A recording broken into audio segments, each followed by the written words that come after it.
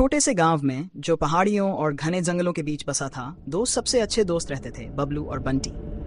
बबलू एक कल्पनाशील लड़का था जिसे रोमांच से प्यार था, जबकि बंटी एक होशियार लड़की अपनी समस्याओं के चतुर समाधानों के लिए जानी जाती थी। एक दिन जंगल में घूमते समय बबलू ने जमीन में आधी दबी हुई एक पुरानी लकड़ी की छड़ी देखी। पहले तो वह सामान्य लग रही थी, लेकिन जैसे ही बबलू ने उसे उठाया, वह एक नर्म सुनहरी रोशनी से चमकने लगी। देखो बंटी, ये छड़ी जादुई है, बबलू ने उत्साह से कहा। उसकी आंखें उत्सुकता से चमक रही थी। बंटी, जो हमेशा जिज्ञासु रहती थी, ने छड़ी को ध्यान से देखा। ये वाकई खास लग रही है, मुझे आश्चर्य है कि ये क्या कर सकती है। उन्होंने फैसला किया कि छड़ी को गांव की बुजुर्ग महिला दादी शांति के पास ले जाया जाए, जो प्राचीन कलाकृतियों और जादू के बारे में अपने जान के लिए जानी जाती थी। दादी शांति ने छड़ी को एक नजर देखा और हक्की बक्की रह गईं। यह कोई साधारण छड़ी नहीं है बच्चों, यह एक जादुई छड़ी है जो उन लोगों की इच्छाओं को पूरा करती है जिनके दिल शुद्ध होते हैं, उन्होंने समझाया। लेकिन याद रखना, बड़ी शक्ति के साथ बड़ी जिम्मेदारी भी आती है।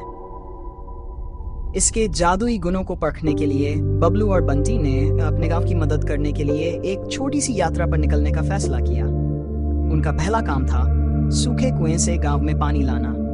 बबलू ने छड़ी को घुमाया और चमत्कारिक रूप से गांव के बीचों बीच एक ताजा झरना फूट पड़ा जो अंतहीन पानी प्रदान करता था।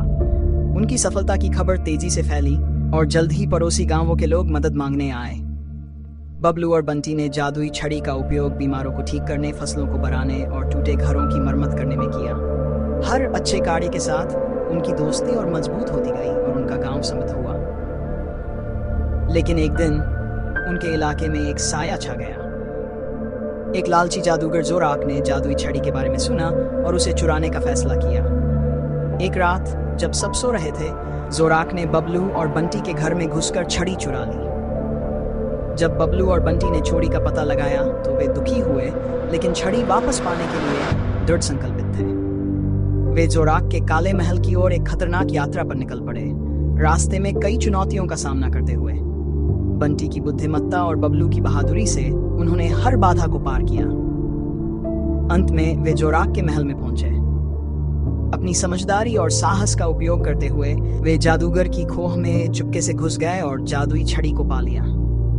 जोराक ने उन्हें रोकने की कोशिश की, लेकिन बबलू ने छड़ी को घुमाकर उनके चारों ओर एक सुरक्षा कवच बना लिया। जोराक, जादुई छड़ी को उसके सही मालिकों को लौटाओ, बबलू ने मांग की। हार मानते हुए जोराक ने आत्मसमर्पण कर दिया। बबलू और बंटी छड़ी को लेकर अपने गांव लौट आए, जहां उन्हें नायकों के रूप में स्वागत किया गया। वे छड़ी का उपयोग लोगों की मदद के लिए करते रहे, लेकिन अब और भी अधिक सावधान रहे, ये सुनिश्चित करते हुए कि इसका हमेशा अच्छे कार्यों के लिए ही उपयोग हो। गांव फलता फूलता रहा और बबलू और बंटी की कहानी एक किंवदंती बन गई, जिसे पीढ़ियों तक सुनाया जाता रहा। जादुई छड़ी अब उम्मीद और दया का प्रतीक सुरक्षित रखी गई ताकि जरूरतमंदों की मदद की जा सके। और इस तरह बबलू और बंटी खुशी खुशी रहने लगे। उनकी दोस्ती और रोमांच की कहानियां सपनों और परियों की कहानियों की तरह अमर हो गईं।